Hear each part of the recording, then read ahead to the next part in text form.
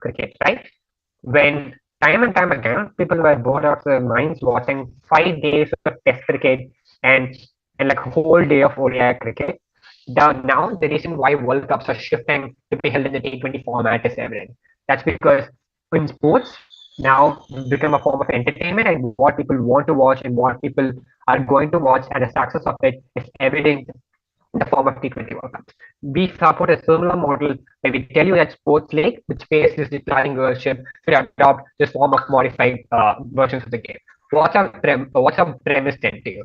Firstly, what are the games we're talking about? We're talking about games like Kabaddi in India, or the baseball in the United States, or also football in Australia, or these sports which are generally these sports leagues which are getting like declining viewership in the status quo, right? We're not talking about games which are already popular like the football in the United Kingdom, right? So given that, why is we feel that this viewership point is really important? We feel that viewership is a key to revenue, right? Through three things: things like broadcasting, selling broadcasting rights, to things like selling to things like ad revenue and brand exposure, which players get, and the discourse itself is on social media, right? So given that the viewership really plays a really key role in terms of revenue, which I think should be a burden of both sides of the debate to tell you on this like a metric on both sides of the debate as to which side gets more viewership, to which can and therefore more revenue.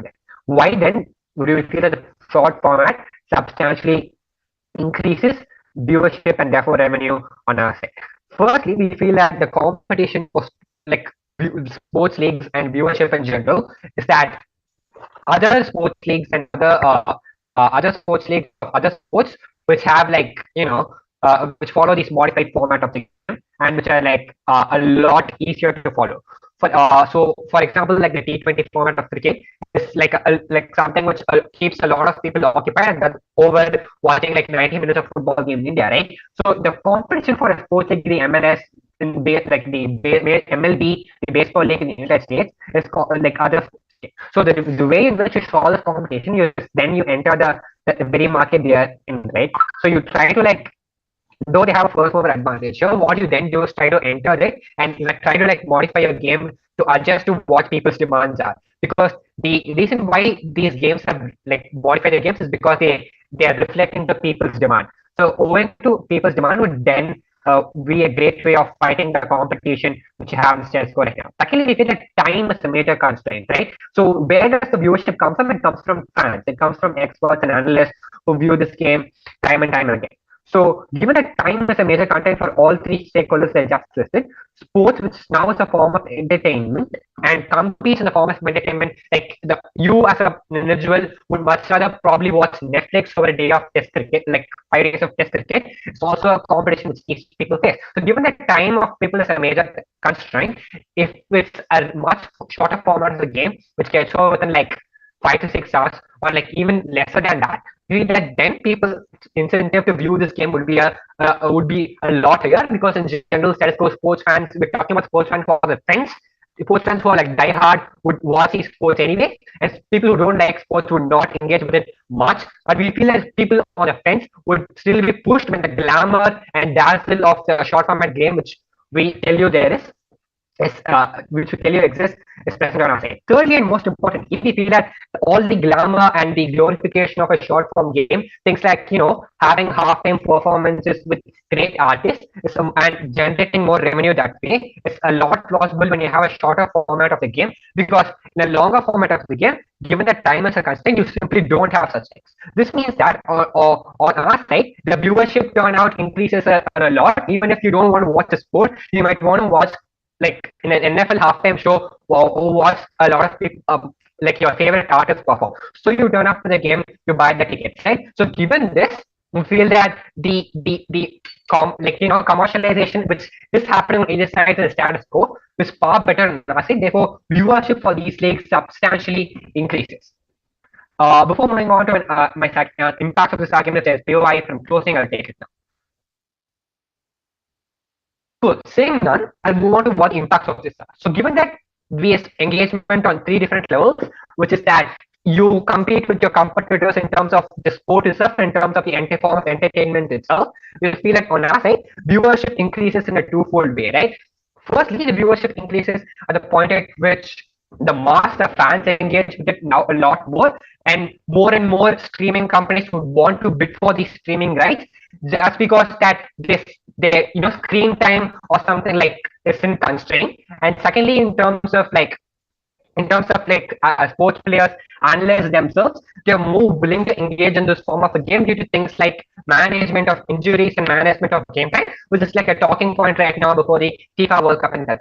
Secondly, let's talk about what it means for the sports itself, right? There are three main stakeholders which both sides should consider. Firstly, the team, secondly, the fans, and thirdly, the league as a whole. Firstly, for teams, what does it mean? Feel in the stats go, there is this already existing asymmetry between teams, right? So, for example, in the Major League Baseball, New York Yankees are like one of the more well-off teams, and in the state, well-off teams who can afford to like buy players and do merchandising anyway, right? So even if viewership reduces on either side of the house, and even if the revenue reduces, then the teams who are going to be the worst hit are the teams in the lower rung who are poor, who don't have much income. Then what does the impact then look like? Couple of things. Firstly, we feel that the richer off teams are going to continue winning championships, are going to continue making the sports a lot more boring for teams in the status quo, while on our side, the shorter form of the game necessarily means more competition and more skills to be displayed, which makes the sports more interesting. And secondly, we feel that these sports, like when teams become like a lot like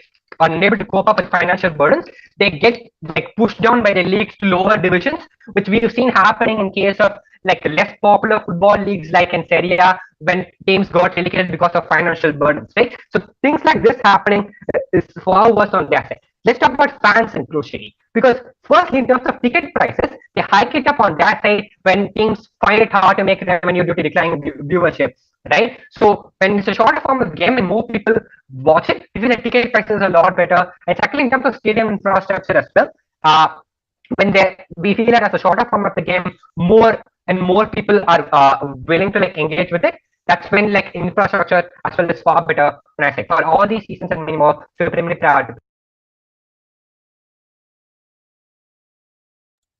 We thank the Prime Minister for those remarks. Now calling on the Leader of Opposition. All right. Hi, confirming that I'm audible and visible perfectly. Yes, audible and visible. Okay, amazing. I'll take POIs exclusively in the chat. Please don't unmute yourself. I find it interrupting. Yep. Okay, I'll preferably take one from each.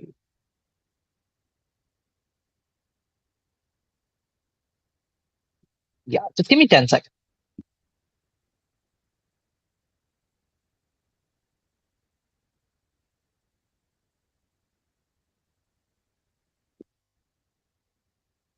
Okay, cool. Starting my speech in 3, 2, 1. OG is out of this debate because they make two very gross assumptions on their side. Number one, in terms of the like how people watch sports and what is the reason behind why people watching sport and like the reason, the kind of viewership it essentially has at this point. But number two, on their side of the house, on an assumption that somehow at a point in time it just turns out to be a shorter version. Everyone is going to be so excited that let's watch cricket that I haven't historically watched at any point.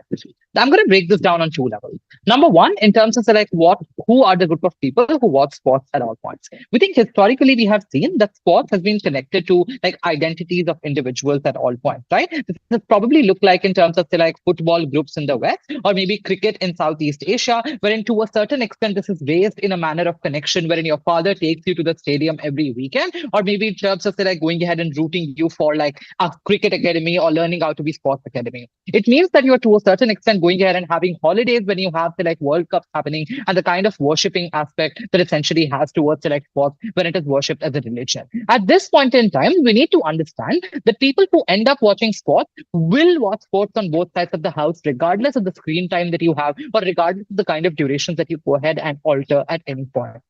The second thing that I want to make is the idea of going ahead and flipping whatever the logic of OG is.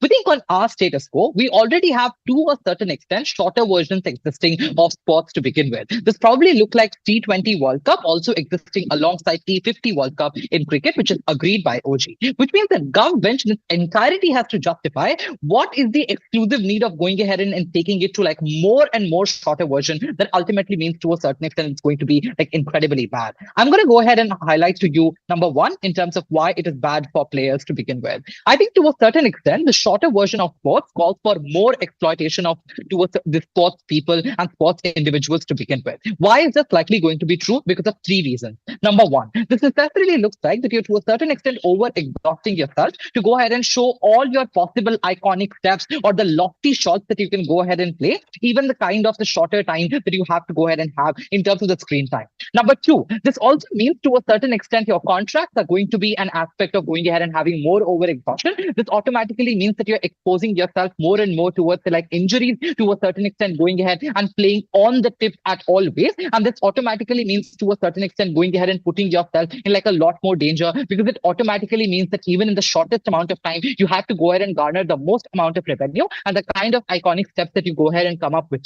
It's going to go ahead and give you that money. Number three, this automatically means that even at a point in time, to a certain extent, if it's like incredibly short in nature, only few people like, in terms of players who are incredibly popular will probably to a certain extent gain the maximum amount of screen time. Because even the sponsorship agencies or maybe like the streaming agencies know they're most likely going to go ahead and invite the massive amount of screen time only when they go ahead and show these individuals even in the shortest amount of duration to begin with. This also means that more and more number of leagues are happening. That means the intensity of all the harms that I've already talked about just increases more and more in terms of going ahead and having more and more exhaustion and incredible amount of like injuries existing for sports players. Secondly, within this longer time is still to a certain extent comparatively better on our side of the house, because this automatically means that to a certain extent you have more substitutes in and of itself playing, which means that more players are essentially playing, because if person just like gets tired or to a certain extent you can go ahead and swap, it automatically means that you still have more and more opportunities of going ahead and showing more and more players. That's less likely to happen on their side of the house because opportunities are incredibly limited, because shorter duration still requires like incredibly less number of players and things like that, because you probably do not want like a lot more amount of swap to happen. The third aspect of this is also on the terms of like learning and development, because it's much worse on their side of the house. Because now there is absolutely no understanding of the time taken in terms of say, like going ahead and understanding and learning sports with the flow that you go on, but rather a sharp axe hanging over your head to be as classy and pro as possible as soon as you can, because ultimately you will not end up getting the opportunity to play in the shorter version until and unless you go ahead and prove yourself that you can show everything that you can in the shortest amount of duration to begin with. We think the impact of that is twofold. Number one, we directly deal with OG because OG says that, oh, there is demand existing, and that is why we should be having and we should be doing that, because we think that now players are incredibly reduced to the helm of the demands that like the consumers essentially go ahead and make, and that is principally bad, because now the sports is incredibly limited to the kind of viewership that you have, but not essentially the spirit in which it is played. But two, it must become worse because now you probably do not have a lot more players playing for longer duration of time or going ahead and showing up for like all the leagues that are possible or having that sort of excitement to begin with, because now you literally see them every possible time in every XYZ league that happens because they are so frequent. Number two, it is bad for sport. Number one, because of the fact that game is a taste of patience, to a certain extent it's about stamina, grit, etc., which you will probably not get on their side, because it just simply reduces to a game in terms of like, oh, who can probably go ahead and outshine each other in the most possible manner. But number two, even if that happens on our side of the house either, we still to a certain extent think that the opportunities to a certain extent to show yourself for a longer duration is still higher. But two, we think that sponsorships are not just about viewership, but also about the aspect of you going ahead and having streaming channels, funding merchandise, etc. And more importantly, it's better on our side of the house because you now have more screen time to show more brands, etc. to begin with, which means that you have more money pumped in on our side of the house, ultimately means that investment jumps in to begin with. Before I move on, I'll take CG if they have anything in your extension. The differentiation Okay. of resources allows for more games to be played, which would make all of your benefits on getting more money pumped into the game completely symmetric. That's absolutely stupid, because we think that the kind of investment that you probably have comes from also viewership. Individuals are absolutely unlikely to watch hockey at a point in time, it is reduced for only like 1 over, simply because it doesn't enjoy the kind of viewership that it has already has, like cricket, for example, because of the first layer of framing that I give you in terms of why people are so invested to watch sports in the first place, because they're literally worshipped, and the way it is seen, it's historically and still incredibly long duration to begin with. Lastly, in terms of why it is incredibly bad for fans that already exist in status quo. Number one, this is seen to be a betrayal for them because they have signed up for this historically and have seen players performing for longer duration of time and continue to enjoy it for a longer time. The kind of delta that you are able to go ahead and have on their side of the house, just because you have like 2, 3 few fans, I'm unsure as to why that's likely going to happen, because of the fact that you're so connected to sports historically from like a younger age, and it's most likely going to happen on our side of the house either, regardless, but rather much more stronger. But two, we think the shorter version of sports makes sports very predictable, right? It means you already see one team outperforming the other, and thus the kind of holding of horses happens that essentially happens in our existing framework just removes, and thus the entertainment or unpredictability level also decreases on our side. We think on our side of the house, fans are held longer and players are not exploited, at least on a comparative. We're incredibly proud to.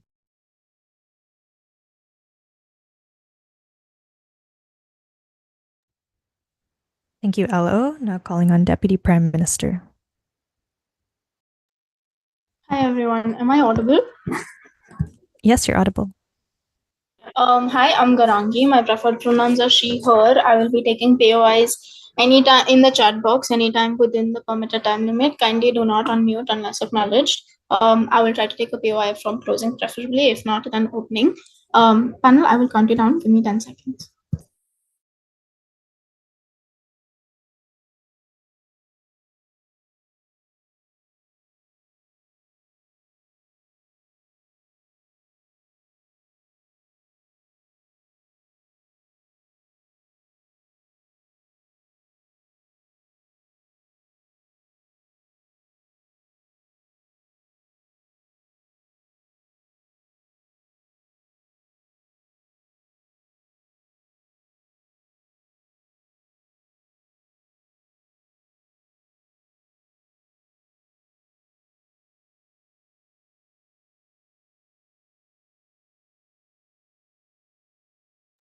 All right, I am ready to start in 3, 2, 1, and now.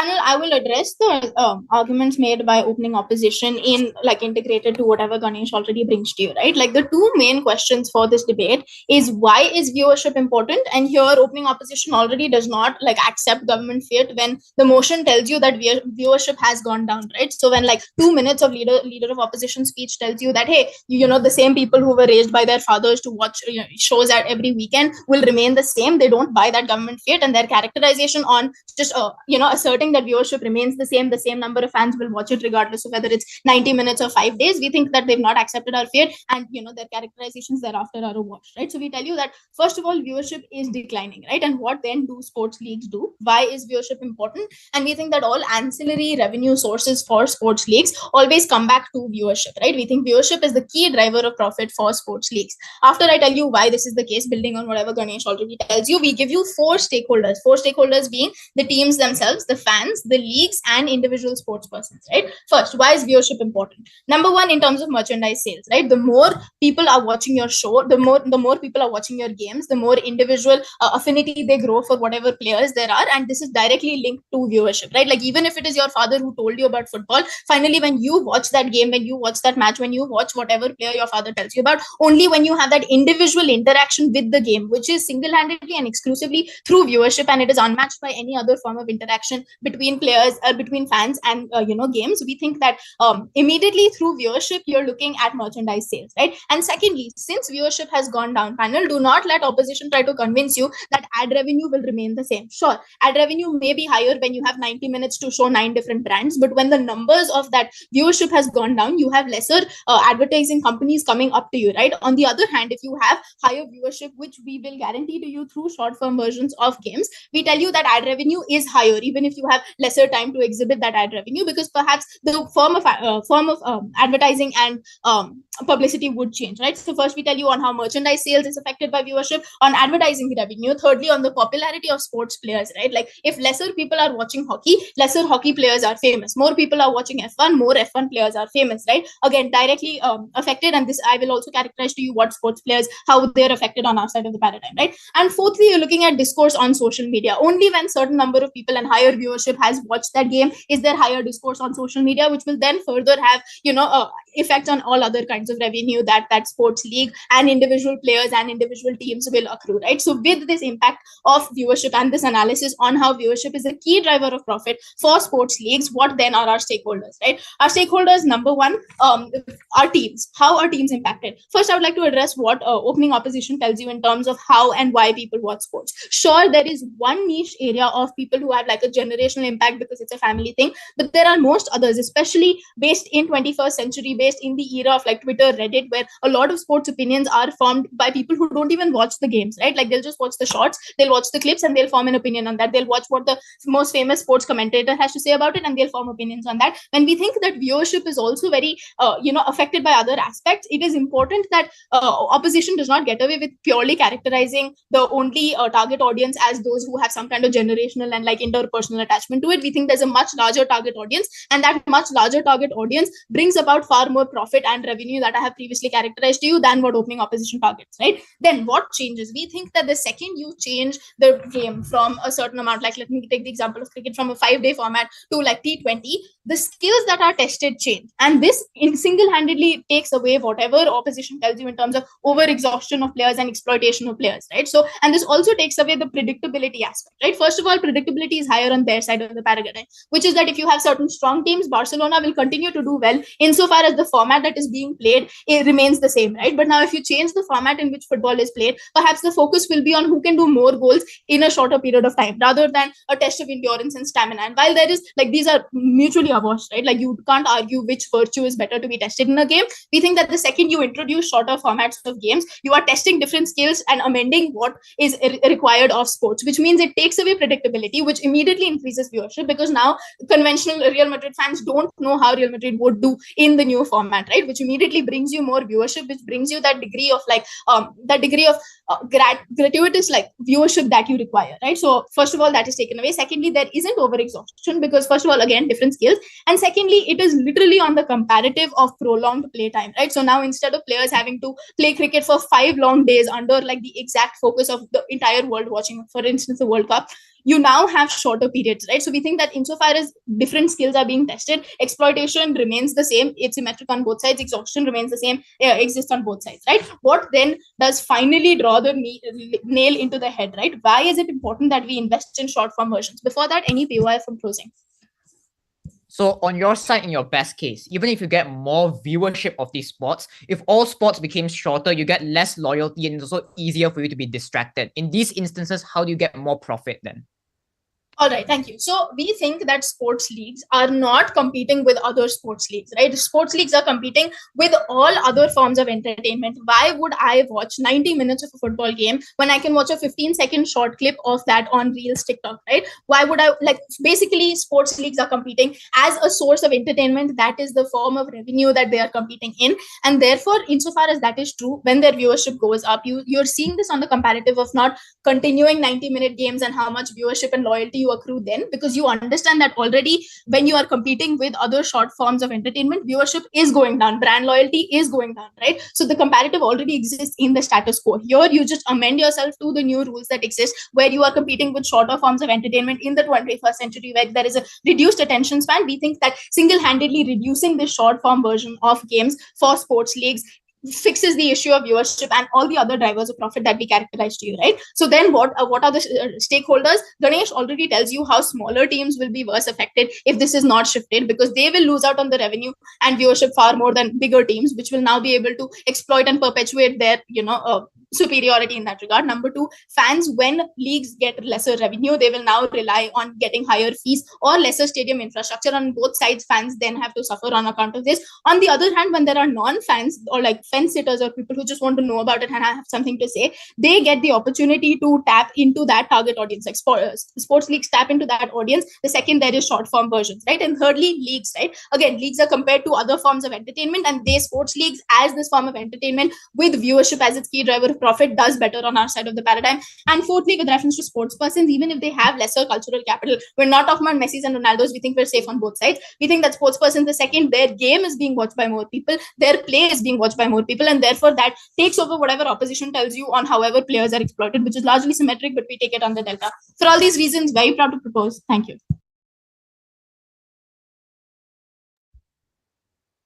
We thank the Deputy Prime Minister for those remarks. Now calling on Deputy Leader of Opposition. Okay, just to check, am I audible? Yes, you're audible. All right. I'm not seeing the chat, but closing will take you after 5. Please have your extension ready. Okay.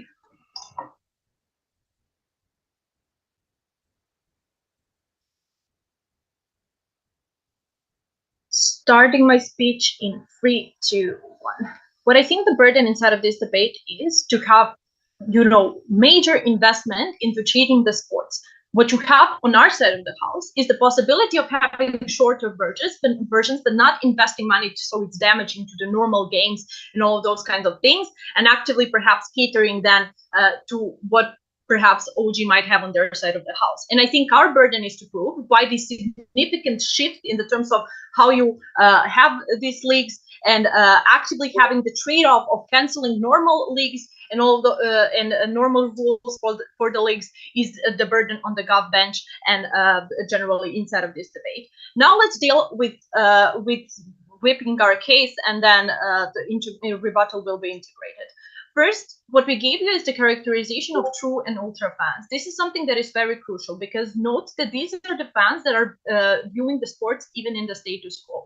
On the principal level, I would say that the leagues have obligation to cater to those fans more than to the people who don't essentially want watch sports in the status quo, at the point of which they're the ones that are buying the tickets in the status quo, they're the ones that are looking at the television and those programs, which in the end they're receiving money because of it. Note that the idea of you actively changing the rules of the sports, meaning the duration of the sport, is something that is perceived as doing something horrible to something that was, connected to their identity, something that is really part of the really huge part of their life, etc. Note for the example when European Super League was, as the idea, dropped in Europe, this was something that caused huge backlash because these true fans, super fans, didn't perceive this as, like a true value of the sport or true value as what leagues should be like.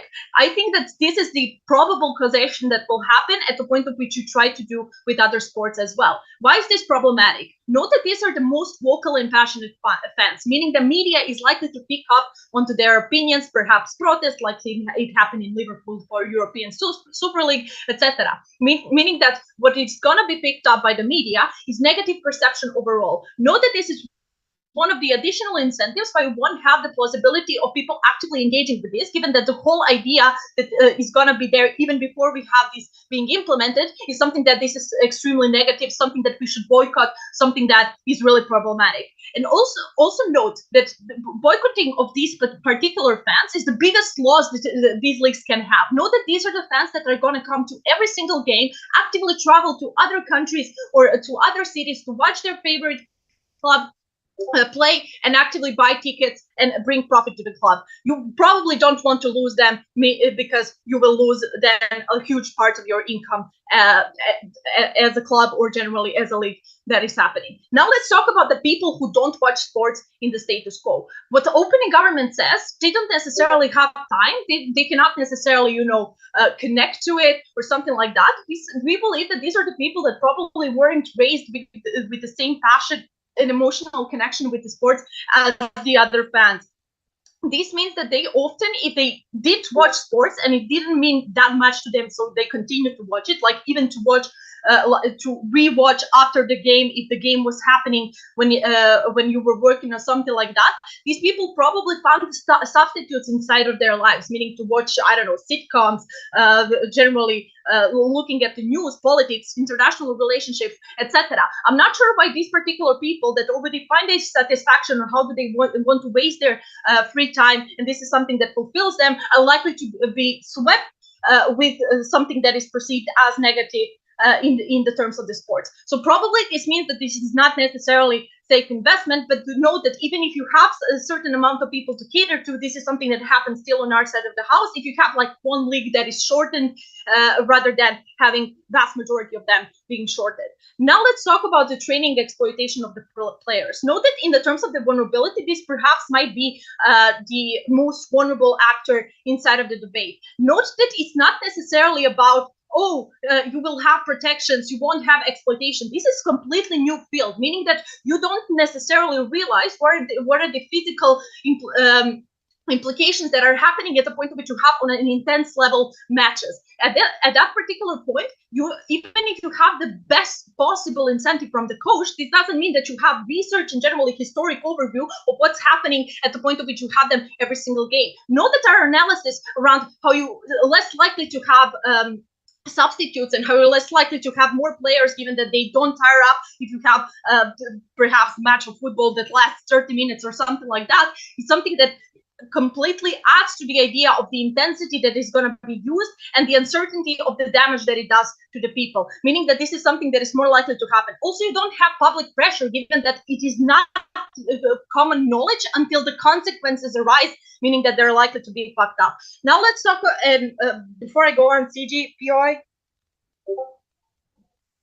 Okay, no engagement, I tried. Okay, quickly. Yeah, on your side of the house, you're comparing apples to oranges. You're talking about concentrating power in the hands of a few teams when this is actually about shortening the format of the sport. Engage with the actual motion. Don't come up with analogies that don't make Okay.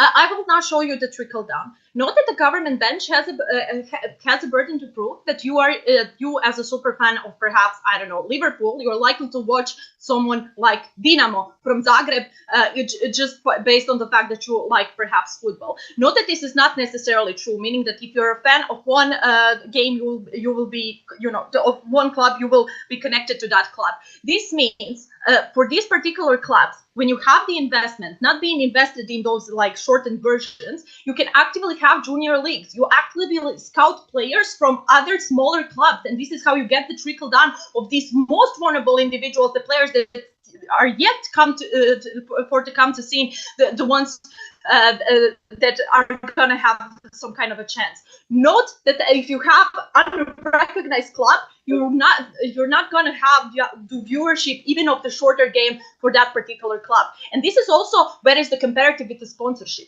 Note that sponsorships then will be still concentrated around most popular clubs and their matches, but the screening time will be lower, meaning that you have more media space for various sponsors when you have longer game, which is, in the end makes more investments to the sports overall.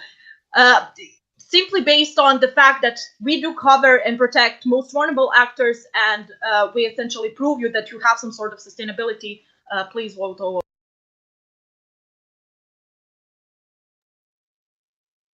Thank you, DLO. Now to open the case for the closing houses, calling on member of government.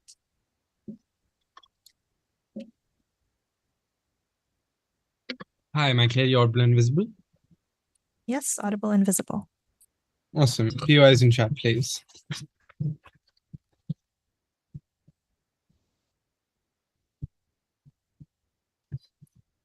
I'm so unimaginably glad I watch chess and my family watches IPL because so far this debate has been sorely lacking in characterization. So first of all, let's be clear about what shortening this actually looks like, i.e. we think that we're not talking about formats where you entirely change the rules of the sport, but you simply reduce the time controls in which they're played. This looks like a one-day international match of 50 overs being reduced to a 20-over match, or for example, classical time controls of 2 hours being instead played as a 15 or a 30-minute rapid game in chess. This is very important because it means we're not changing anything else about the sport, but we're just investing in a shorter time. We're spending more money on setting up those leagues. We're focusing more on streaming them, because that you do have to make a decision about where money and resource goes over here. So it's not just that opposition has to show why this is bad, but opposition has to show why investing this money in a type of sport that's already shown to have declining viewership rates is necessarily good for that sport, not a waste of money. What I want to be clear about is when you reduce the amount of time you require for a single match, you're able to do a few crucial things. One, you're able to have a lot more matches, i.e. if one match isn't taking up the entire day, now I can show two T20 matches in one day, I can show three T20 matches in one day.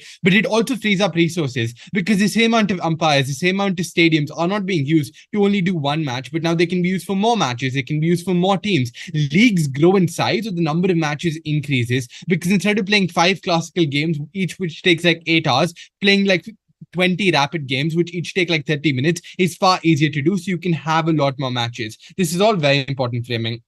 Before I get into my extension, I just want to flag out a few crucial pieces of rebuttal to opening opposition.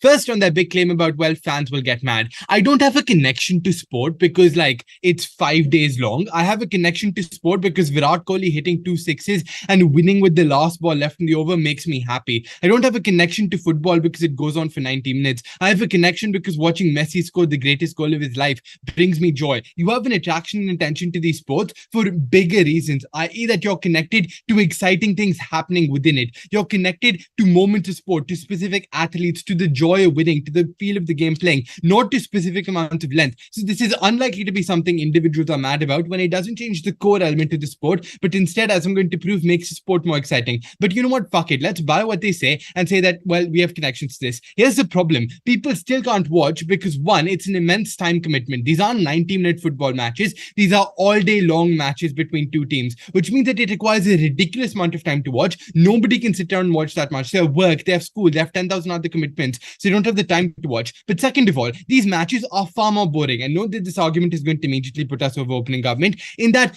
because they're so long and there's been so much time to strategize about the most maximally efficient way to play them, people aren't playing them for excitement. People aren't playing them for great moments. People are playing them as slow games. In fact, it's too much focus and patience and endurance because nothing happens in these games, and that's why they get incredibly boring. So there's no entertainment individuals derive from it. So fans are unlikely to be mad. But their second argument about, well, like, oh, well, health goes to shit. Here's the thing, right? They still have like massive health training professionals and teams around them that are ensuring that they don't do stupid shit because they need to continue to play. But more importantly, if you're playing a 3-match game with, like, say, Australia, you're going to stress yourself out in each one of those 3 matches because they determine the entire series. When you have 20 games in a T20 format, you know you don't have to stress out as much every game because there is a greater way to win a larger number of matches. But more importantly, you aren't being put under constant stress because note that they still want to schedule. They still want to show a match every day. It's easy to play a 20-over match today and then play another 20-over match tomorrow, rather than play one 50-over match today and play another 50-over match tomorrow, which is why their health is also likely to be better preserved in our side of the house.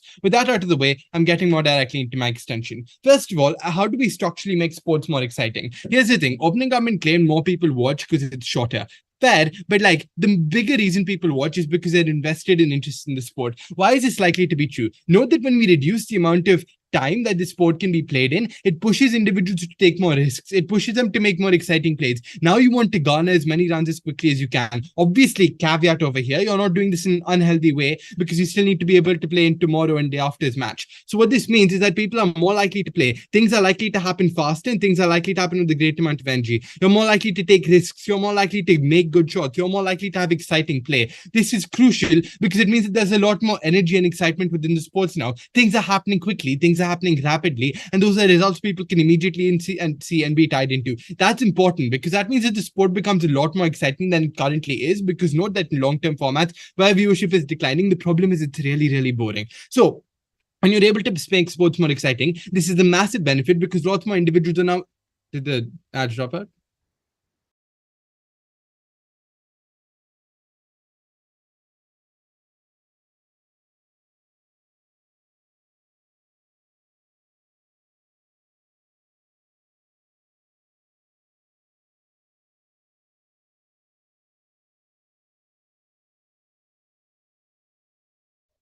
Hello. Am I audible? Yeah. Has there been a disconnection? Yeah, there's the ad is disconnected. Okay.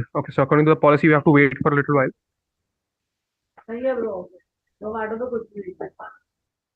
How long do we wait for?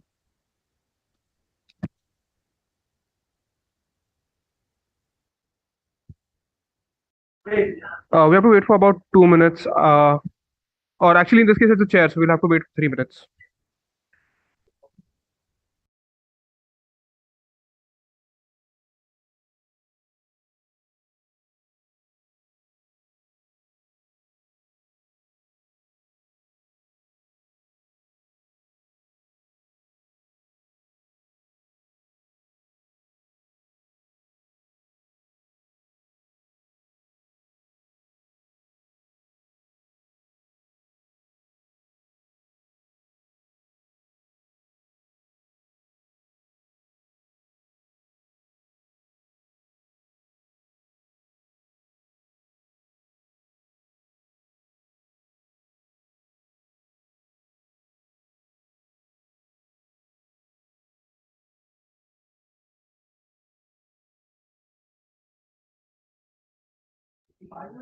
Because she's the only Aj in this room, we'll have to wait.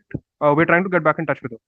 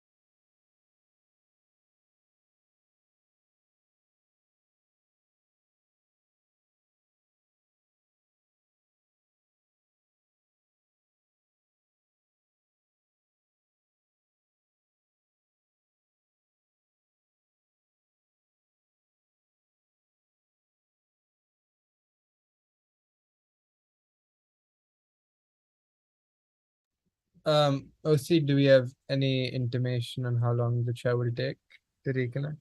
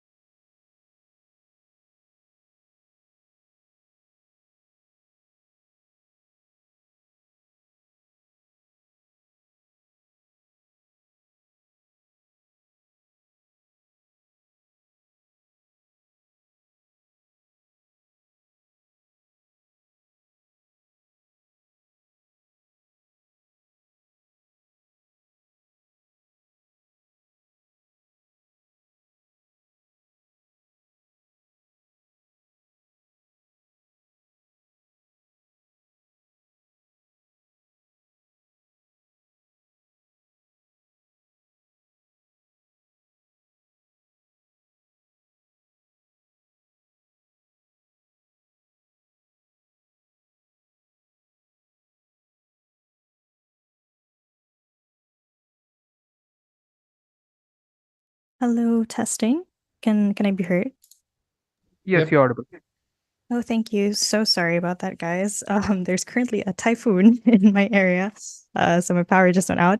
But hopefully, let's just pray my data holds up.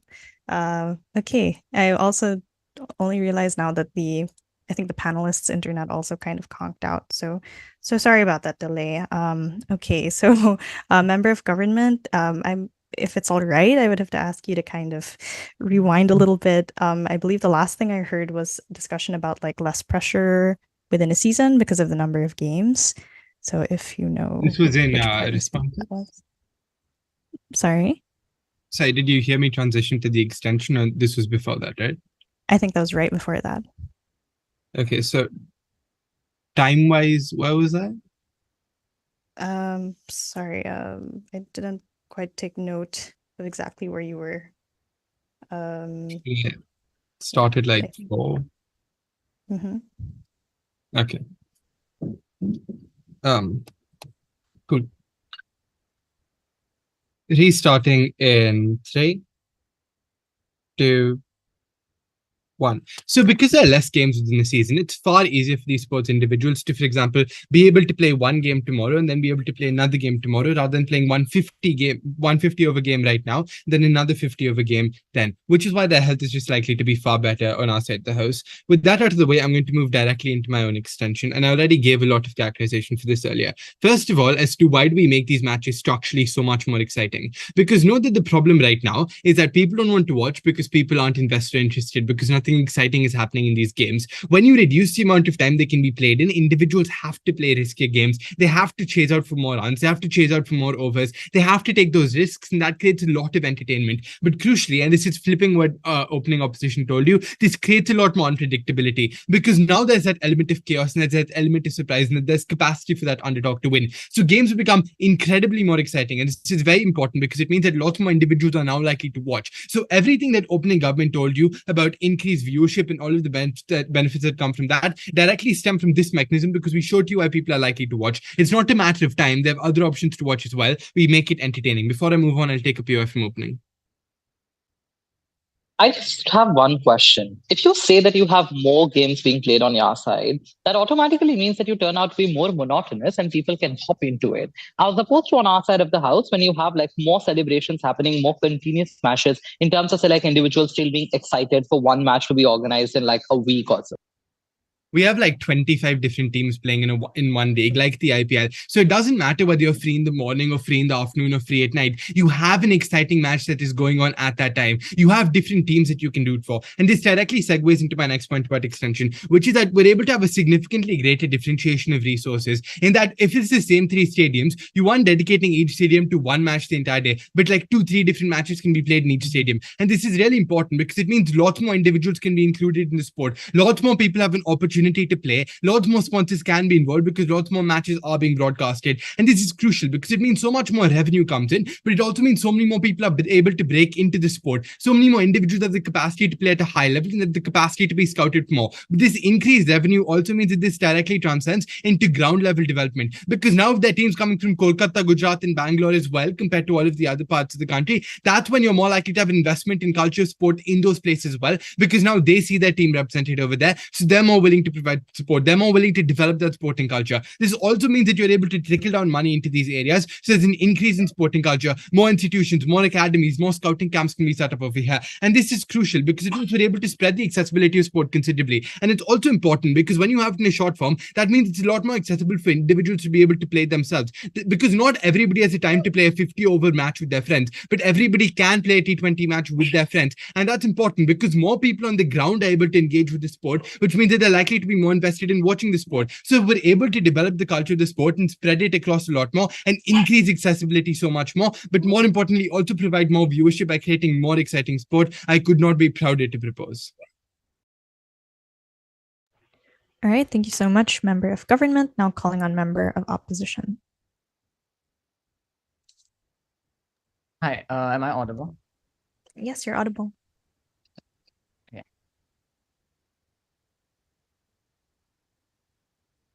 I'll take POIs in the chat. Starting in 3, 2, 1. The biggest problem with GovBench is they don't identify the categorical differences between league sports in status quo and these modified mini versions. They assume that this demand can easily be transferred. In this speech, I'll explain why that's not the case, and this harms sport for all people involved, not just in this particular sport. There are 3 things to note here about the differences. First, unlike what opening half and CG suggest, it's not only the length of the game. If they truly wanted to democratize access and reduce the fixed costs that are currently preventing you from able to increase the revenue and increasing the commercialization of these games, you need to change up more than just the length of the sport, but also the ways that this sport functions. So for example, a mini version of baseball is likely to have things like a smaller court. The way that the rules function is going to be different. Because you change the length of the game, your scoring is different. The types of strategies that people employ are also different, which is why this game changes significantly under their side more than just time, which is going to lead towards the impact of how people perceive the sports differently, how people play the sports differently. And it isn't just as transferable when people want to watch sports the same way anymore. But second, I think there's already an inherent bias and stigma against mini sports in the rest of society. Like people are not inherently invested in the simplicity of the sport, as OG asserts, or just the excitingness that CG talks about. I think people are drawn to watching sport because you get to see the things like the peak of human ability here. So even if OG wants to talk about, yeah, probably you want to see these things that are like faster and shorter as well. I think many people love a football game because they can sit down at a restaurant with their friends at midnight and have a coffee, have some snacks while watching these games. It becomes a social event as well. So I think this is really just could work both ways. That's why very people watch competitive table football versus actual football. That's a deadlock breakers here. It's about the way that this sport is perceived rather than the way the sport is actually played. But thirdly, I think it's incredibly expensive to do so. Not only do you have to change up the marketing of your current league, you have to run new campaigns. You have to invest into research to make how this new format is going to be sustainable. You have to retrain your athletes to work in this new format as well. That's why it's not easily transferring this cost and demand as the GovBench wants to claim. With this out of the way, I have 2 extensions in this speech. First, on the specific sports we are talking about, and secondly, in the worst case, what if we have to let the sports die, something OO doesn't do.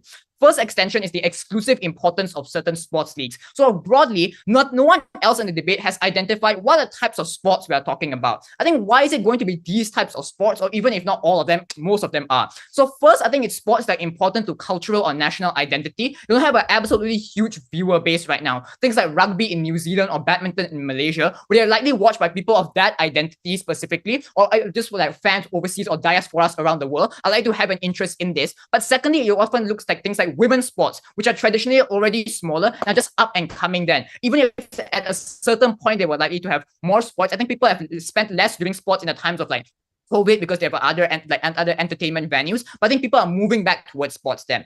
Now, the Gov claim is that, well, it's currently declining right now. I'm going to give you organic reasons why viewership can and will rise in the future. And this is a burden that the OO doesn't do. There are 3 reasons for this. Number 1, I think more streaming platforms are coming up. Previously, you only rely on certain big platforms like ESPN or whatever the TV things are doing. I think they're able to democratize access towards more streaming platforms, and more people are covering this as well. And also this straight from just like a few select like channels that are covering these shows at big F1 events, for example. But secondly, I think it's just increased information on social media. You get democratized sports journalism. It's better able to spread these different things. Whereas previously in the past, it's more on the corporatized monopolies for what you view as these sports are important. We have the marketing to put this out. I think now it's better able for smaller sports leagues to rise up, even in the like the face of you currently facing viewership. But thirdly, I think there's growing apathy towards traditional sports leagues. So because of scandals or certain corruption, less people are starting to have an interest towards like these big, like traditional big things like football. So people are switching towards other forms of sports instead because of these types of trends. So these reasons prove why even if currently it's declining, in the future it's going to be on a trend of getting better. But let's say you don't buy this at all. Maybe it's an uncertain long-term thing that the CEO is asserting. I think this is comparatively better because the actual increase in revenue is speculative. But you know what's complete suicide for these sports leagues? If they choose an option that permanently contracts their opportunities to commercialize, permanently hurts all of their impacts to scale up in the future. I think that's the worst possible thing you can do, because then there's no opportunity for you to ever reverse this. What happens on the other side when you create this terms of retraction? First, you have less opportunity to commercialize. So aside from the societal stigma and the lack of faith in this sport, so all just asserts things like brand sponsorships. But I think this is actually worse, because when you have shorter games, you have less people wanting to spend on things like investing in towards the sport, or like corporations are less likely to sponsor you. Like for example, like an NFL Super Bowl, like 30 seconds ad is worth like millions of dollars, and then people want to have this broad ad space. Like if the games are shorter, you can't like paint your logo, or you can't paint your company's slogan on top of an ice hockey field because less people are watching it. So you invest less money in towards these leagues. But second, I think there's a domino effect of less people believing these are legitimate sports. So you get less external investment for not only professional athletes, but also for people who are just starting out. You abandon current outreach programs. But thirdly, you lay off far more people, because if it's true that you need smaller teams to do this, I think you're less likely to increase access towards everyone else as well. I think this outweighs OO because we weigh the vulnerability of these individuals, these types of sports, like to be very cultural types of sports or women's sports in general. But number two, even if these sports are not in leagues, you get less economies of scale and less overall interest. And this is the missing link from OO and also impacts way more people. Before that, I'll take CG if there's one. The motion clarification was clear. This is only about reducing the duration of the sport, nothing else. Please engage in a debate by your impact aren't contingent on that. So the problem with that is, even if you reduce the length of the sport, I think it's even in your best case, people are less likely to watch the sport for the reasons that we give, but also you're less likely to get commercial opportunities then, because I just told you about like things like ad space or how much time you have. Like if you play more games, like instead of having one long game, I think people are less likely to invest because they know, yes, that time space is limited there. But even if like, we give you reasons as to why, if it's just in the reduction of the time length, you also need to change up the sport significantly, because otherwise it can't be the same anymore. Because if the sport is just smaller, you have to change things like scoring, and therefore people are going to have new strategies. Like the whole point is new strategies, which means people need to learn new skills. I think this becomes the initial point why people entered the game isn't the same anymore. So yeah, we improve the first extension. Second extension, the worst case of our side and the absolute best case of Gov side, there's no way to revive this sport in traditional form. We'll take the trade-off and let the sports die. I think this is just basic market economics, like trying to artificially inflate the survivability of the sport will fail. This is a permanent change in consumer preferences in the worst case. Because if Gov bench is correct, there's absolutely no way to revive baseball. Then having mini baseball doesn't really do much, because note that this is a horrible way for sporting leagues to continuously sell this idea to their athletes that we're going to have more things in the future, but it's likely to fail, which means you lie to them and they have limited prime time here. So you prevent the opportunity for them to go into other things. But why is government and corporate investment also better? Because if GovBench truly wants to revitalize interest, you need to run massive marketing campaigns, all these kind of things. But these leagues take on far more financial losses under their side. And this means like basically it's a higher burden for you to then want to push out all of these things. And you're likely to fail in the process, which also hurts more athletes. The comparative is under our side. If you recognize that the sport is dying, you still have more time before you can train them to move into other sectors or move into other sports and train them instead, rather than just letting them stay in this industry that's already going to die. For these reasons, vote CEO. Thank you, Member of Opposition. Now calling on Government Whip. Hi, just give me a second before I start. I'm going to drink some water.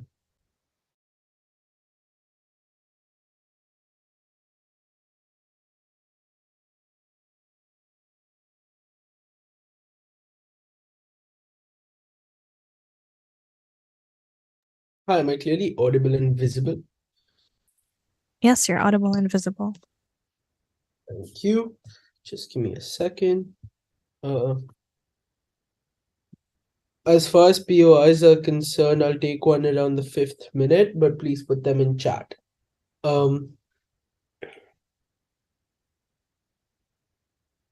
Okay, starting my speech in 3, 2, 1. Panel, I think there's a couple of things Sid brings you in his member of government speech that win us this debate immediately. I'm going to tell you what that is, then I'm going to weigh up against every other team to show you why we win this debate.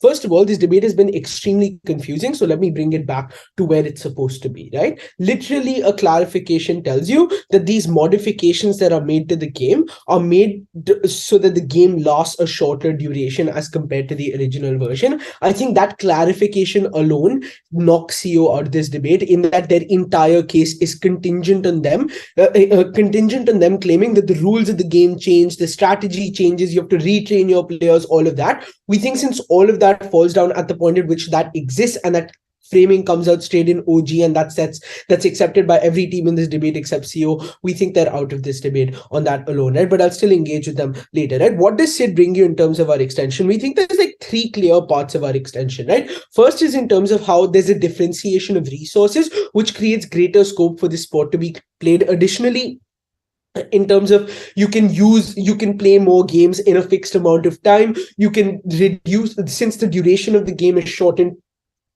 you have a lot more scope to first invest in more games, plus have more games themselves, which means that more players play, more money comes into the sport, more money is made for the players from the viewers, more engagement from the viewers, because longer form games are just so boring, right? Second, in terms of how there is greater invested interest in the sport, right? Because no one is going to sit around, because no one simply has the time to sit around for 5 full days watching India beat West Indies in a test match. They'd rather just watch the IPL and watch Chris Gayle knock out 175 not out in one game, which is going to be a lot more thrilling experience for them, right? We think people just have a lot more of a buy-in, have a lot more of an opt-in in terms of watching this.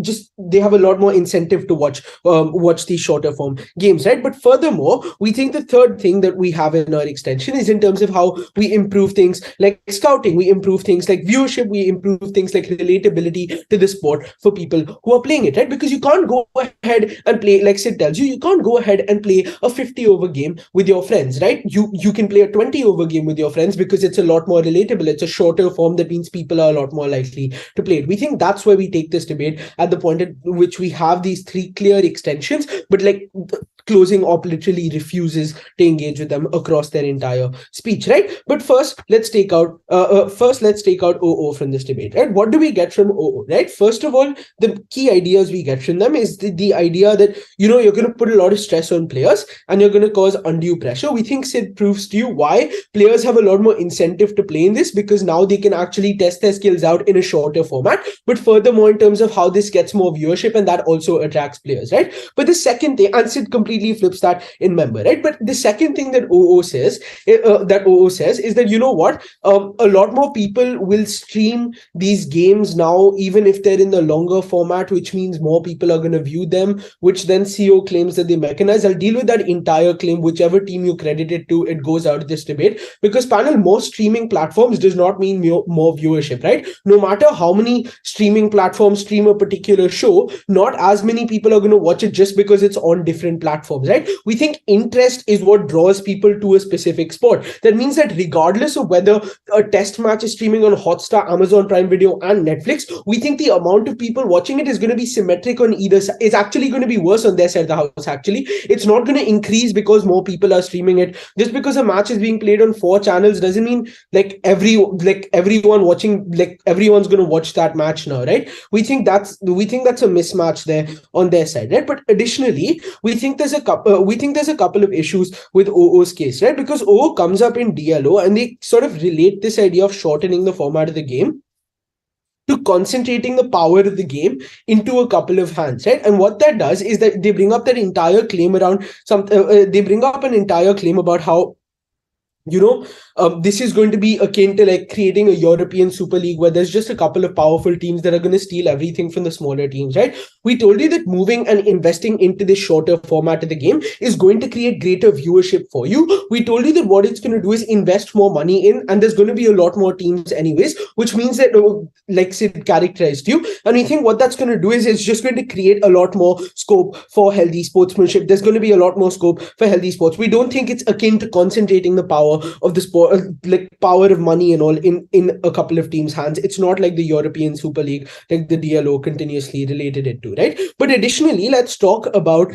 what closing opposition brings you, right? Closing opposition says that, you know what, you're reducing the capacity for commercialization at the point at which you shorten the scope of the game. Panel, look, their entire argument on commercialization plus every other thing that comes out in the speech before mine, which is member of OP, we think all of that is just based on the idea that you're going to have to retrain players and you're going to have to change the sport entirely, which is not what the motion is saying, right? It's literally saying they're going to make a shorter form of the sport, right? We think a modified short form does not mean you're making everything smaller in terms of the field smaller, etc., right? We think all you're going to do is reduce the time. A football match, instead of being played in like 90 minutes, would be played in 60 minutes, right? A chess match, instead of being played across 2 hours, would be played in a lot more limited time, like 15 minutes or half an hour or something like that, right? Panel, we think that is what a short form means, right? All of opening or closing opposition's benefits are contingent on them, are contingent on their claim that all of this is going to change, right? Before protected, I'll take up your.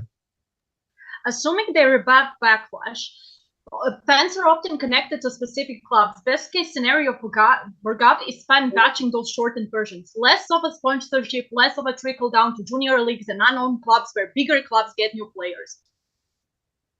We think that A, there's just a lot more clubs, so the split is a lot more even, like we characterized you. B, we think that scope for commercialization means there's a lot more money, so it's not actually concentrating it in the hands of a few clubs. It's actually a lot more equitable in its distribution. Now let's do a quick way up on GovBench and show you why we beat OG, and we're like clearly winning this debate, right? We think we beat out OG in that all that OG brings to you is the idea that viewership is going to increase and the idea that, you know, there's not going to be predictability in sports anymore. What do we bring you on CG and why does it beat all of that out? One, we proved to you that there's going to be a greater differentiation of resources, which means that they're applicable across various points in this sport, right? But secondly, we think that we show you that there's going to be greater accessibility, greater relatability, and scouting talent scope increases, right? The scope of the sport simply increases on our side. Finally, we proved to you that once these resources are expanded,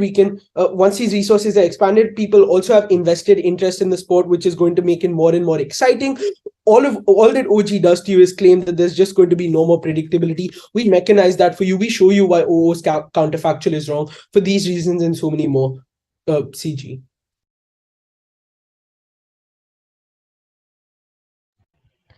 Thank you, Government Whip. Now calling on Opposition Whip to close this debate.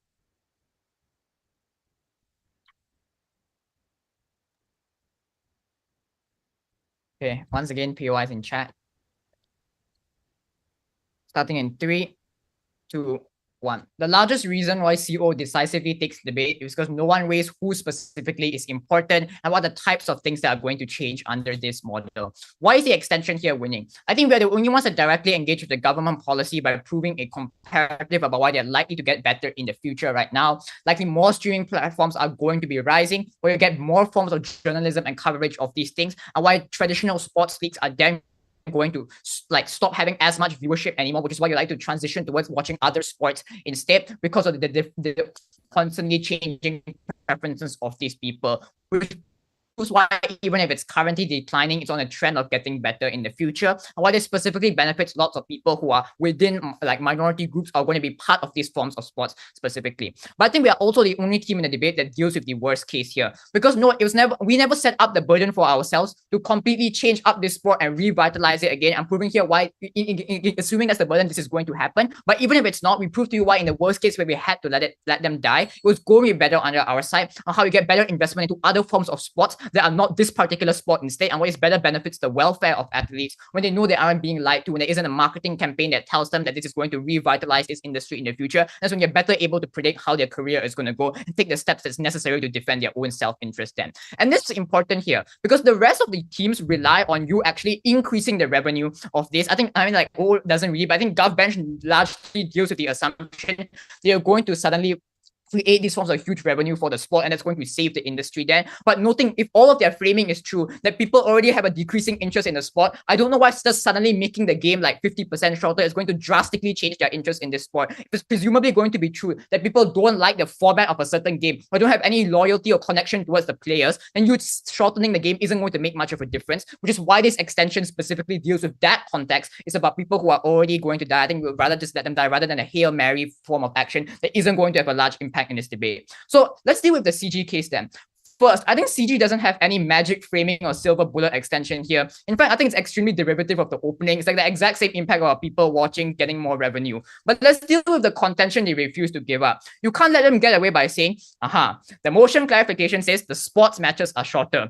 Yeah, the clarification says that, but it doesn't mean that the only thing that you're changing about the sport is that it's becoming shorter. We give you reasons as to why, even if it's the case that you're only changing the length of the sport, they would like to change other things about the sport because the other impacts you want to achieve are that of democratization of access or reducing the cost that you currently have, so they're able to get more of the revenue you get can be kept as their profits then. So it's impossible that the only thing you're changing about the sport is the length. But even if that's the case, your entire members extension is about making the game more exciting, which consists as a change in strategy and the way people act. Because otherwise, if there's no change in strategy, then they can't make the game more exciting and they can't take on more risks then, which is why it's important to note that this really doesn't do much for their case. But note that their responses to our extension was that, yeah, you are just having more matches here, and this doesn't mean that you're able to have more exposure to these things because people are inherently interested in the sport rather than the platforms they are on. But note, the clear claim here is that the streaming wars reduces things like subscription costs, which reduces the barrier to initial exposure for these things, which means traditionally, you may not want to watch Sport X, which is a minority sport, because the only way to watch it was extremely expensive because it was had monopolized access over it. But now it's easier to get interested in these things and see more as well. So we cultivate a growing fan base for something that already doesn't exist. So able to reverse the growing viewership by getting new forms of people to opt into the sport. Like all the people who already left the sport probably aren't going to come back, but the new people are still able to come back then. So I would suggest there's some innate appeal of the games being longer as well. Like I don't inherently know why people like simplicity. Like as I say in the member speech, most people actually like the long game formats because it means you're able to have more socialization. There's more things to talk about. You're able to analyze the games and break down the performances of each player. It's completely speculative then, which means you have to defer to our metric instead, which is the opportunity to commercialize and the way the industry itself changes, which isn't contingent on any individual person's reaction to how they want to watch the game then. So the problem with CG is they conveniently want to model in this perfect sport leagues, which we already proved to you why isn't going to happen. But note that OO's response also works very well here because the entire OO case is about how more games means more exploitation. I don't think the CG engages with this, but we took it further by explaining that this massive marketing campaign is an illusion that's going to lie towards these players and reduces their future opportunities then. So that's CG out. Let's say with OO, why do we outweigh them? First, I think OO refuses to engage in the context of declining viewership because note their material could be correct, but our material actually deals with the OG and CG here. Because if the hill that the OO wanted to die on was catering to like 100 loyal fans, like how is the league going to sustain itself specifically? We give you reasons as to why it's going to get better in the future, or we take the trade-off is if they die, it's fine because we get better protection for these loyal fans and the athletes themselves anyways. But secondly, their mechanism of more exploitation and exhaustion is quite uncharitable because why is it not symmetric? Our impact is better because it's more of social coercions and the way that you lie to these people and saying they're going to be like some future for them within this league. But on their case, if it's just forcing them to work longer hours, I'm sure you're able to just like have some form of legislature around this. You have contracts, you're still able to sue these things. So I don't know why it's something that's completely unescapable under their side. Third, I think OO's weighing on fan backlash is very strange because they say, well, it's principally important to care about them because they've invested time and money. But we transcend the OO's case on individual sport identity because the leagues we identified, specifically women's sports or cultural sports, who are more likely to be the victim of the government policy, are not just personally important to your identity. They're important for things like social justice or the forms of exports that you make for your country or cultivating things that are important for the community as a whole, rather than the personal attachments you have towards that sport, which means that we add an additional dimension to the debate that's more important than what OO tells you. Before that, OG, if not CG. All right, CG. On your side of the house, all your benefits are still contingent on changing the entire sport. You never prove as to why that exists on your side as well. If you can't, then you have to agree to the fact that it's only reducing the time. That means that none of your benefits actually in this debate. I mean, not really, because if our trends prove to you why the sports are going to get more viewership in the future, then we are maintaining the current model. I think that's what all teams have to defend. But also, like, our claim on the worst case here is that if they have to move away from the sport, we would rather have them move away from the sport entirely rather than you just delaying the inevitable point where the sport is going to die. So we engage in both instances. In the instance where you can revitalize the sport, why it's going to be better done organically on our side without all of the negative externalities of the Gov case. But in the instances where they cannot be revitalized, we would rather not just like have this dead horse there. I think it's better for here. Okay, why does OG lose? I think OG assumes all fans act the same way. They just assume because it's shorter, you're going to spend more revenue watching it. That's not the case, right? Like, you can still watch something without having invested loyalty into it. If you believe that the game is less legitimate or going to have less opportunities for you, then you don't really get much. Additionally, our extension of commercialization proves why you get less access there, which means at the end of this debate, CO is the only one that engages on the interest of this sport and the long-term interest here, and we actually provide a policy that's going to be different what the OO tells you to deal with the worst case of the Gov bench. For these reasons, oppose. Thank you, Opposition Whip. You can virtually cross the house, and then I'll kindly give me a few minutes to come to a decision. Yeah. So just give me a few minutes to do that and submit the ballot.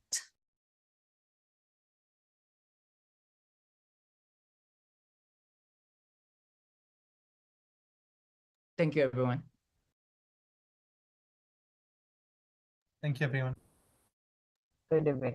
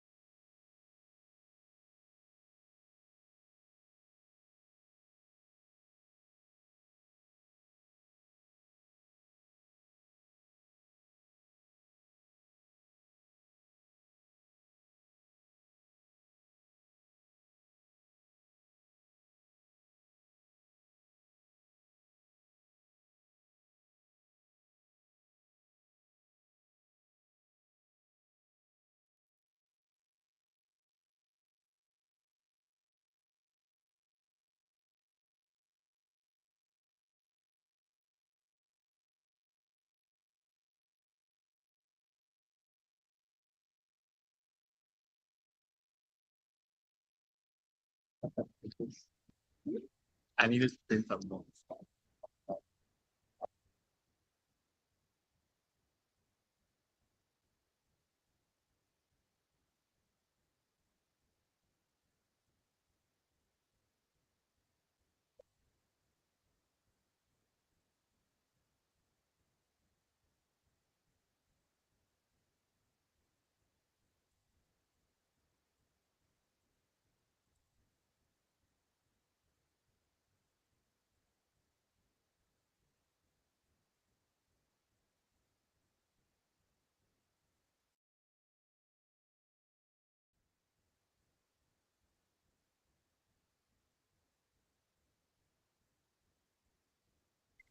Okay, hi guys. Can I confirm that I'm audible? Yep, audible. All right, thank you. Okay, so welcome back to the round. So oral adjudication will go like this. First, I'll begin with a call, and then I want to kind of dive into the different issues that I considered in this debate and how I prioritize those issues. And then we're going to dive into the rankings and basically how I weighed each exchange that happened. So first, let's just go straight to the decision. So I gave the first to closing opposition. I gave the second to opening government. I gave the third to opening opposition, and I gave the fourth to closing government. So let's first kind of dissect what were the kinds of issues that came out in this debate, because at times it was a little messy, I think, in terms of engagement, and that's what made it particularly difficult for me to kind of, I guess, value certain contributions, because at times teams weren't necessarily completely debunking some ideas. I think at most there were several occasions where teams could minimize certain harms but not fully debunk them, and other teams would of course do the same to their harms as well. So it was a bit difficult at times to weigh those, but I'll do the best I can in explaining how I valued those. So first issue was generally which side revives, and put this in quotation marks, revives the declining sports league. Now, there were different definitions of this, of what reviving really counts as. So coming from opening opposition, for instance, reviving is kind of having loyalty, having that, I guess, more unified, community, having the super fans be satisfied, and kind of feeding into what is quote unquote the spirit of the sport, right? And on opening government, they had kind of this definition of revival, which is more of increasing overall viewership, even if that means sacrificing some of what our super fans might want, at least having more newbies, more renewed interest in a sport that was perhaps growing a bit stale. Now, the second issue I saw in the debate had more to do with the content of the game itself. So outside of like the realm of like sports politics and all these things, it was more about, I guess, the technicalities of the game and how then the community is likely to perceive it. So there were several kind of sub-points, sub-categories that fell under this particular issue. So among those were predictability of the game and thus like entertainment value. Second was player participation and of course the welfare of players. Third was generally community, and last was commercialization. And that ties a little bit again into the first issue. But okay, let's first tackle this first issue. So when it comes to reviving a declining sports league. Now, in this opening exchange, I felt that the first thing we hear from OG, right, is this discussion about why it's so important to maintain people's attention, why we're competing for a lot of different, competing with a lot of different media now. It's not just other sports leagues, but in fact, it is all these different kinds of media that are short form, that are easily digestible, easily analyzed, right? And so coming from OG, I think they were able to frame this quite strongly. They were already telling me about, why this is particularly important context to keep in mind, right? Because again, it's not just about the realm of sports itself, but as social media flourishes and all kinds of streaming platforms flourish, it's a question of, can we keep up with all the other media, right? And so I think they were able to frame this quite strongly from the get-go. Now, what did we hear coming from OO about how to maintain the sports league? Now, they have a different take on it, which is that perhaps we should kind of cater more to people who have been loyal from the start, right? So these are super fans. These are people who know the intricacies of the sport, who love the sport as it is and don't really want to see significant change in it. I think this was pretty well built, and I think they were able to really tell us like what these super fans feel. And so I did credit that analysis, that of course it is valid and it's probably meaningful to the league as well to maintain what these super fans want.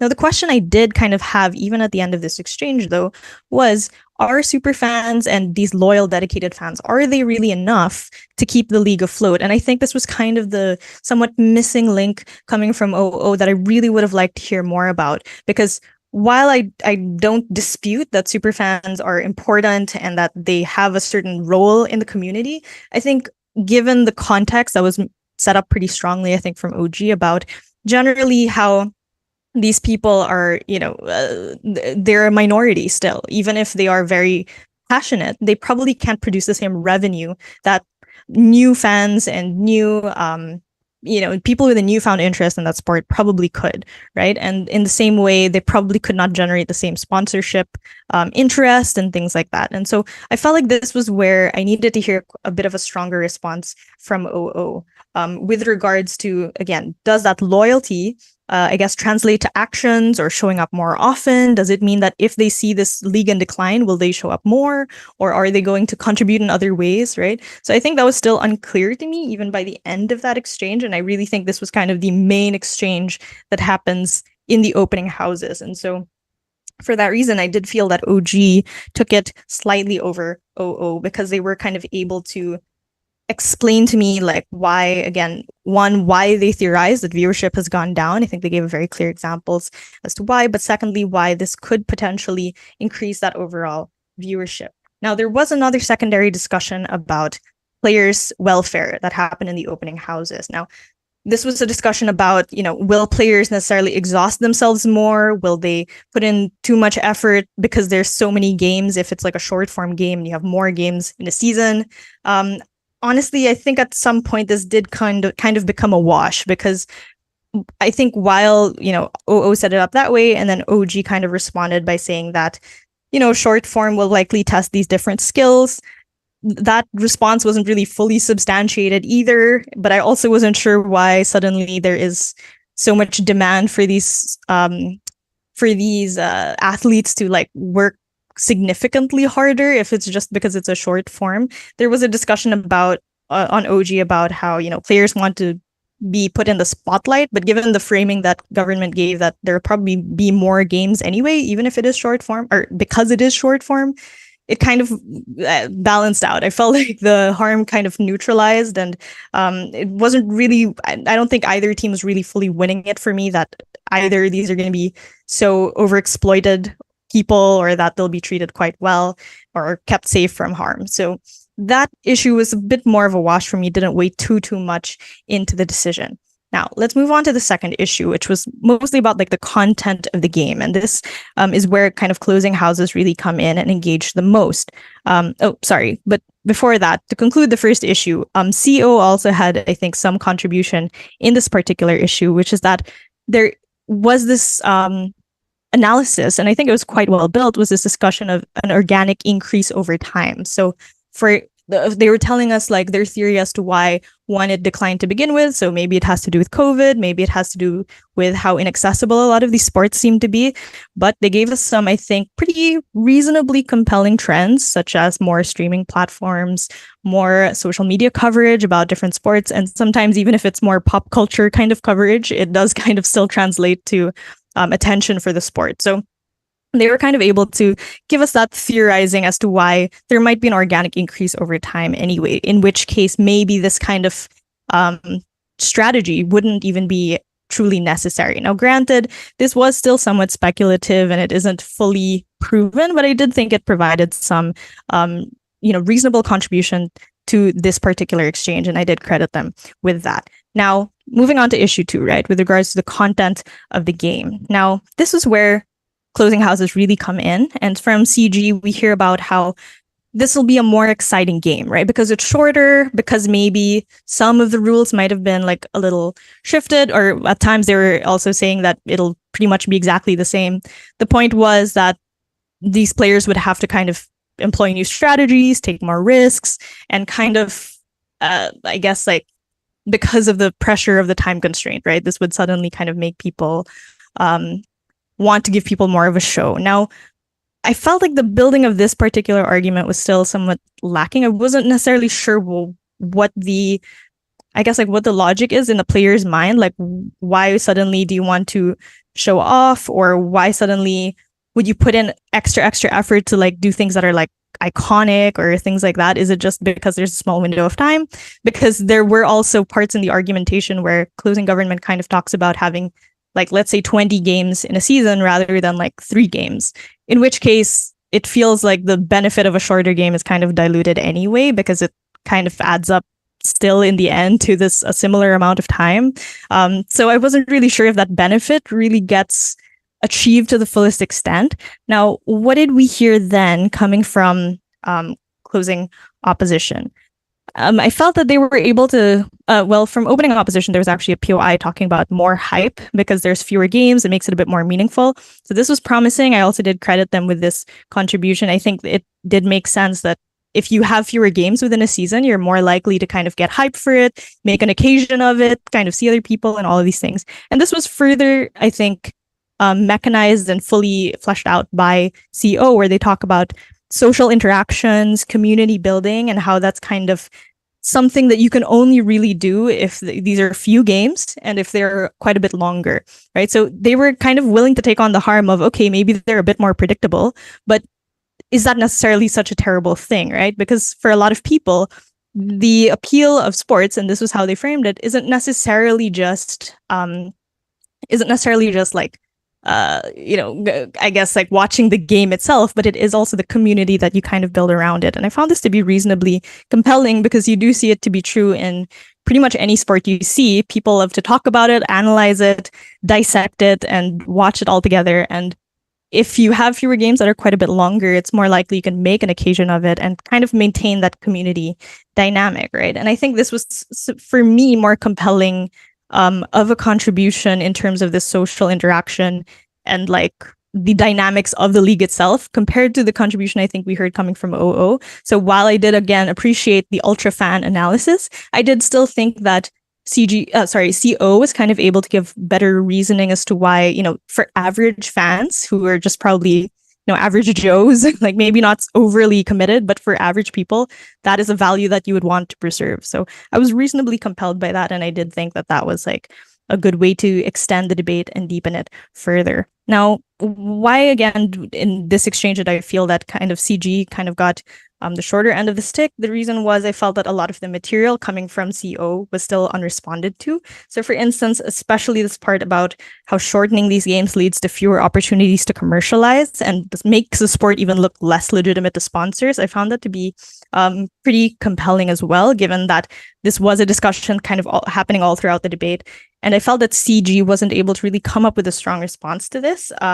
But their responses to CO rather were still somewhat lacking. So for instance, this discussion about whether streaming actually will increase viewership or increase the number of fans. The response of CG was that just because, a match is more available on multiple channels, that doesn't necessarily mean people will suddenly take an interest because maybe you're not predisposed to caring about that sport. I think here CO is able to kind of come back strong and say that actually, if you are just exposed to these things, like if you see these things on Netflix or on whatever streaming platform you normally go to, maybe out of curiosity, you look at it and maybe that'll lead to greater interest and greater dedication to watching that sport. And that's a benefit in and of itself that can kind of only happen in their world where we don't like alienate people and alienate fans in the way that you would on Gov side.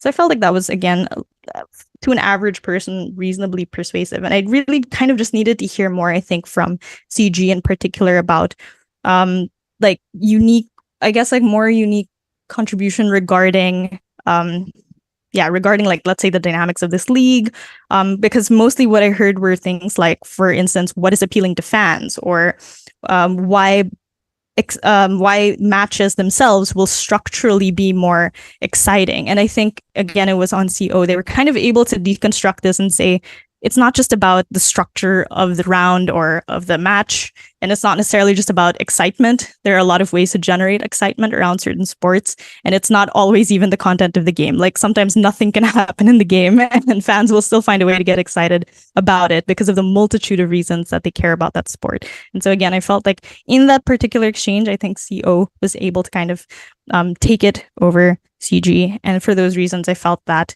the issues that were discussed were the most relevant. Again, the player participation and welfare kind of became a bit of a wash for me, so that didn't weigh too much into it. It was the first issue, which side revives the declining sports league, and secondly, in terms of the content of the game, I think that really drove home for me this decision. So yeah, my decision stands. Thank you again all for the debate, and I wish you luck in the following rounds. Thank you, everyone. All right, thank you. Thank you.